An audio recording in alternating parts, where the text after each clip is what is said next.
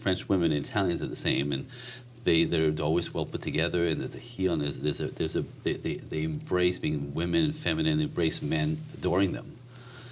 Somehow here, we have to, men are the enemy.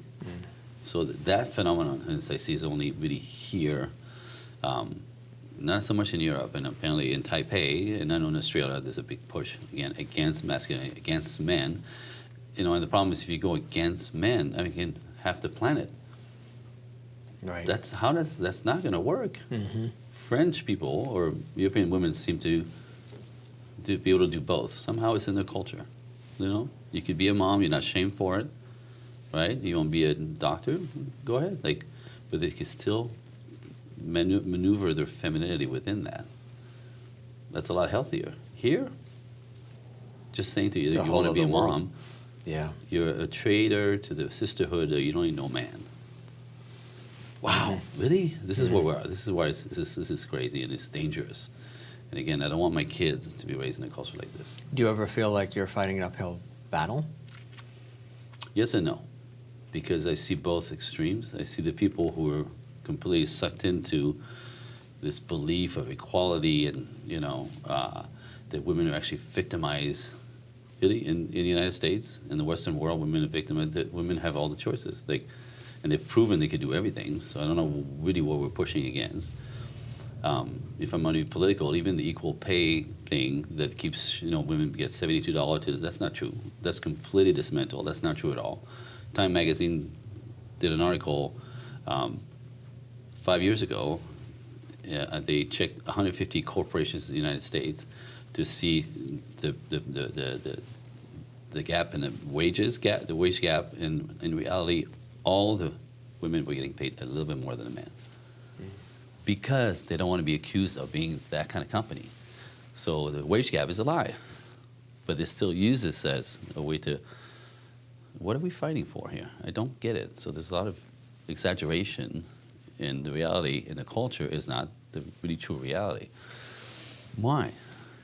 So I imagine you must have a multitude of success stories. Maybe you could share one with us where maybe it was working with an individual or maybe a couple, and when they first approached you, they were sort of going through this. Yes. And through your expertise and your work and your time and your patience and your perspective, you were able to help them to get to this level where they're more happier, more joyful, and there's a lot more peace. Yes. So I have actually the story of one client that I worked with for 3 years. And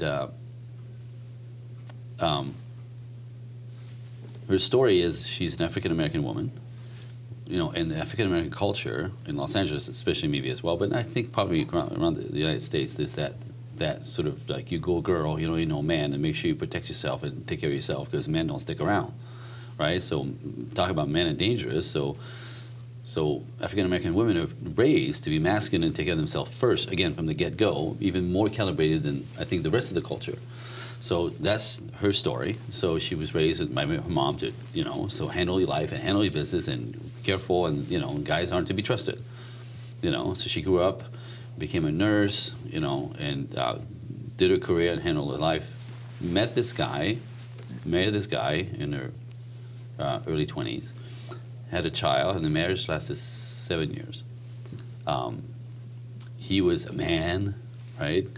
And as big and controlling and, all the stuff that is intimidating and uncomfortable with women. I don't know him, but I know that one of the deal breaker for her was that he was constantly criticizing her. Now, criticism on a woman is death, right? We take it differently. Anyway, for a woman, criticism and constant criticism is really destructive. Like it just takes their core out. So after years of being criticized for everything that she did wrong, they separated, had a divorce. She ended up raising a 2-year-old by herself and went to work and went back to school and started a business and became, this amazing, powerful, independent black woman in Los Angeles and, flew and was very proud of all her achievements. Was doing this for 15 years. Now, when women in that, again, in the culture that's interesting and it's also a problem, I'll explain. So when women are in the masculine to that degree, they also act like men sexually. They don't want to be vulnerable. They pick guys with their eyes, which is what men do with women, as opposed to pick men with their ears. You know, it's a man's character to a feminine woman that's important. Who he is, who is he going to do in the world with, right?